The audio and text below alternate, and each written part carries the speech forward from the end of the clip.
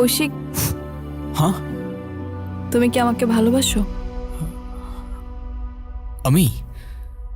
হ্যাঁ, কেন বাসো না?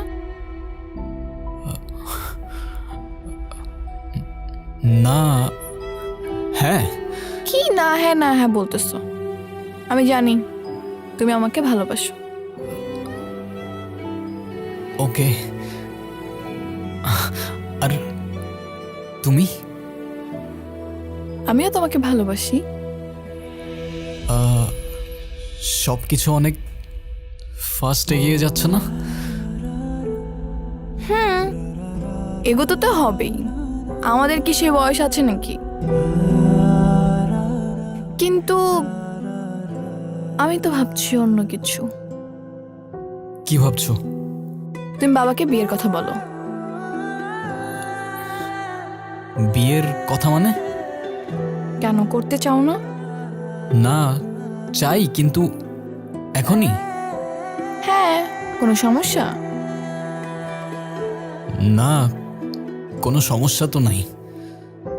শুনো, আমি বাবাকে দেখছি অনেকের সাথে আমার বিয়ে নিয়ে কথা বলতে, তাই আমি চাচ্ছি বাবা আমাকে কিছু বলার আগেই তুমি বাবাকে বলে দাও।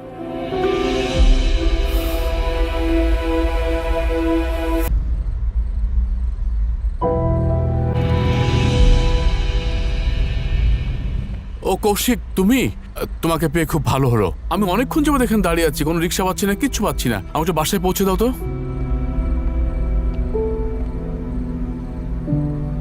আপনার সাথে কিছু কথা বলার ছিল। হ্যাঁ বলো না, বলো। স্যার, আপনি কিছু মনে করবেন না তো? না না, কি মনে করবো, বলো। আসলে স্যার, আমি আসলে বলতে এই, চাচ্ছিলাম যে কৌশিক, এই রফিকের বাড়ির সামনে একটা জটলা দেখছি। দাঁড়া দাঁড়ো, এখানে রাখতে একটু সাইড করো, সাইড করো। এই, কি হয়েছে রফিক? আর বললেন না, এই ছেলে বলতেছে সে নাকি আমার মেয়েকে ভালোবাসে। শুধু আমি না, আপনার মেয়েও আমাকে ভালোবাসে। হ্যাঁ বাবা, আমিও ভালোবাসি। আচ্ছা ঠিক আছে, ভালোবাসো, ঠিক আছে, কিন্তু এইভাবে বেয়াদবের মতন একজন বাবার কাছে তার মেয়ের বিয়ের সম্পর্কে বলাটা তোমার মোটেও ঠিক হয়নি।